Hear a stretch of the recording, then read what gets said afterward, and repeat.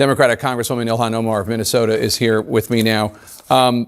First of all, federal prosecutors say 59 people have been investigated in these schemes so far. Americans at large stole tens of billions of forms of aid during the pandemic all over the country. Minnesota's fraud scandal stands out, according to federal auditors.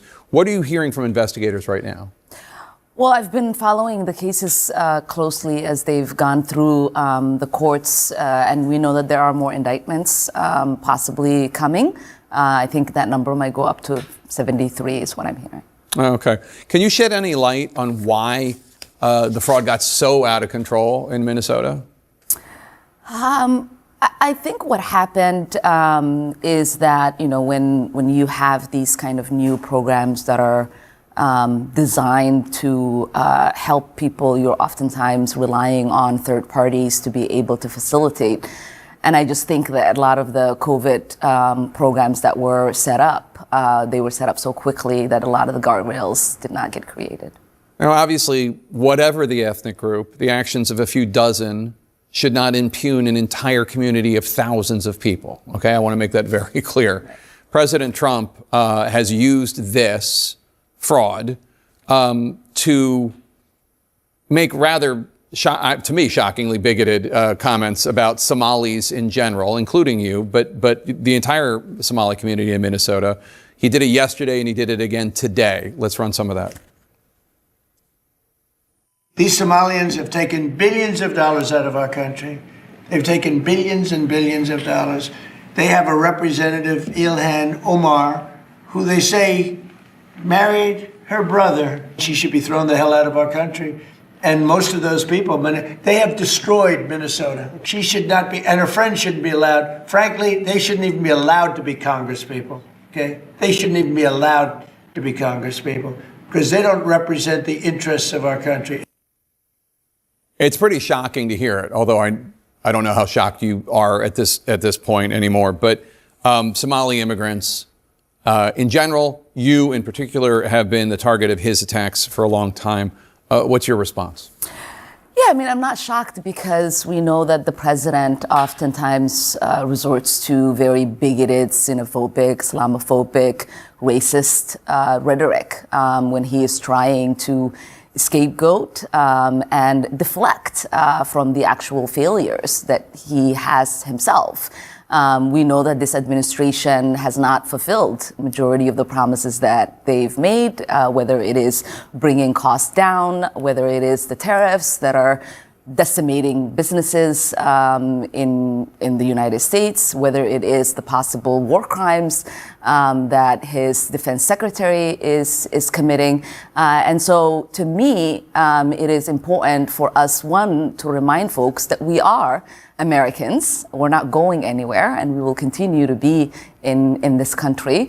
And two, that Minnesotans are resilient, and we will continue to thrive.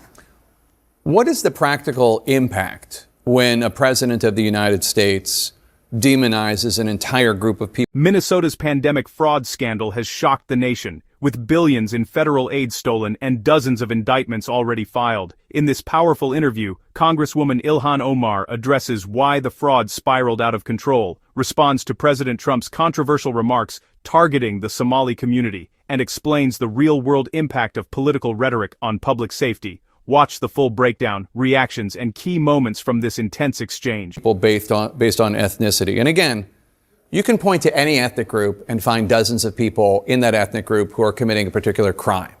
The mafia comes to mind, right? But no one, you don't hear people saying that about Italians. They did 100 years ago, but they don't do it today. What is the practical effect on the Somali community when the president says things like that? I mean, it creates fear.